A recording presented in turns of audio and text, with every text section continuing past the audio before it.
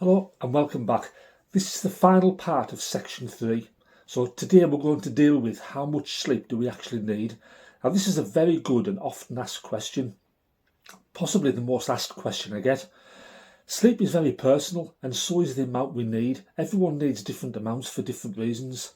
I never ever focus on the expert's advice, which is always based on the age and the 8-hour myth and very little else. To determine if I'm getting enough sleep, I always pay attention to my mind and body and what they are telling me. So stop worrying about the 8-hour myth. It doesn't make sense when you factor everything in. Your body and brain will soon let you know if you're not getting enough sleep.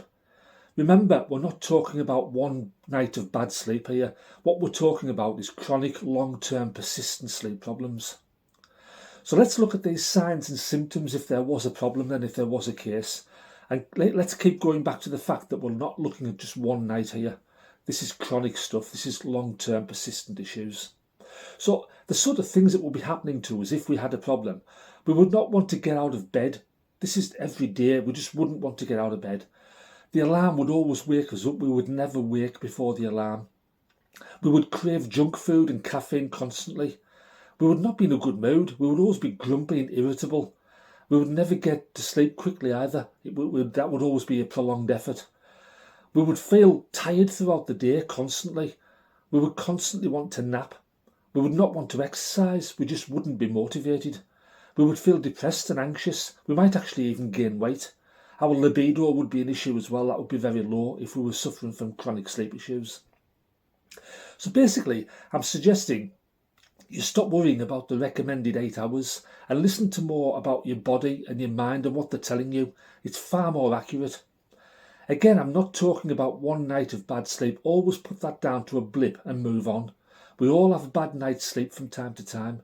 I wrote and developed this course, and yet there's still nights where I have a bad night's sleep.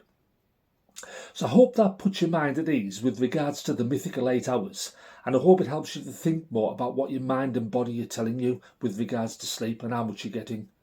So that basically in effect concludes section 3, so I hope you found that interesting and helpful. So because this section was quite technical, in places it was quite difficult, and I never apologise for that, and I always said that up front. So I would actually utilise the workbook through this section and just review the full section. And also the assessment at the end. The assessment is vital for getting an understanding of how much you've learned and check your understanding before you move forward onto the next section. So in the next section, section 4, we're going to deal with specific sleep problems and how we can deal with them.